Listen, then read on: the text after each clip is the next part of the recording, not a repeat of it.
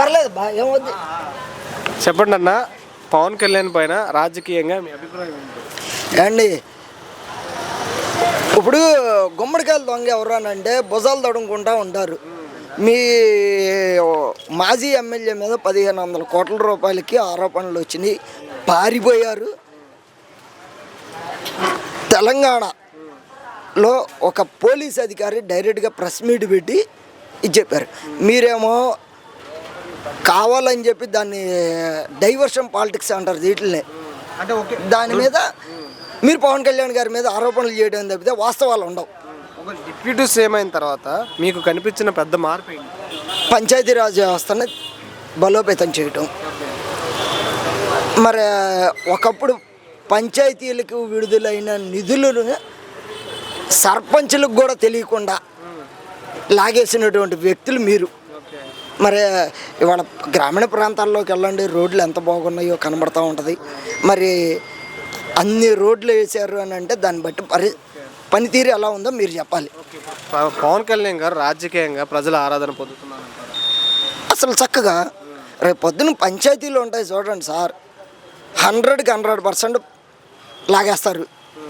మీ దృష్టిలో పవన్ కళ్యాణ్ గారికి ఉన్న అతిపెద్ద ప్లస్ పాయింట్ అంటే పరిపాలన దక్షత, అవినీతి లేనటువంటి పరిపాలన.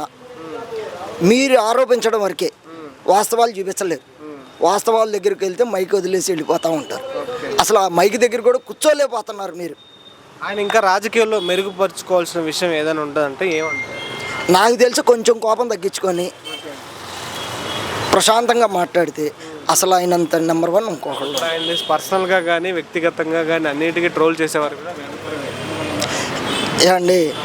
ఒక వాళ్ళని విమర్శించేంత వరకు వీళ్ళకి అర్హత ఉందా లేదా అనేది వీళ్ళు ఆలోచించుకోవాలి. ఏదోటి అనాలి కాబట్టి పైనుంచి వస్తాయి. ఇదేంట్రా బాబు మా కర్మ, కంపల్సరీగా మైక్ దగ్గరికి వెళ్ళాలనుకొని వాళ్ళు వచ్చి ఏదో ఆరోపణలు చేయటం.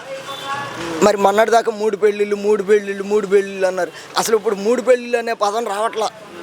మరి ఒక మహిళ మాట్లాడేది ఇదివరకు అసెంబ్లీ గేటుని కూడా తాకనివ్వండి. మరి మీరే అసెంబ్లీ గేట్ తాకుండా పారిపోయిన వాళ్ళు మీరు. ఎవరిని చూసి? అదే పవన్ కళ్యాణ్ని చూసి. అసెంబ్లీ గేటుని తాకనివ్వం అన్నోళ్ళు గేటు తాకలేకపోతున్నారు, రాలేకపోతున్నారు. మీరు పారిపోయారు. ఆయన మొన్న ఒక మాట అన్నారు, నాకు పదవి కాదు ముఖ్యం, ప్రజల సంక్షేమం, ఆంధ్రప్రదేశ్ అభివృద్ధిని నేను కోరుకుంటున్నాను, పదవిని కోరుకోవట్లేదు అన్నారు. దాని మీద పిఠాపురం వెళ్ళి చూస్తే కనబడుతుంది సార్ ఎంత అభివృద్ధి చెందిందో. మరి అక్కడికి వెళ్ళి ఒక మహిళను కదిలిచ్చినా కానీ చాలు, ఆమె ఎట్లా చెప్పుద్దా అనేది మీకే తెలుస్తుంది. ఓవరాల్గా ఒక్క మాటలో పవన్ కళ్యాణ్ గారి గురించి చెప్పాలంటే ఏం చెప్తారు? ఈ 3 ఏళ్లలో ఇంకా మెరుగుపడతాడని మాకు అనుకుంటున్నాం. Thank you.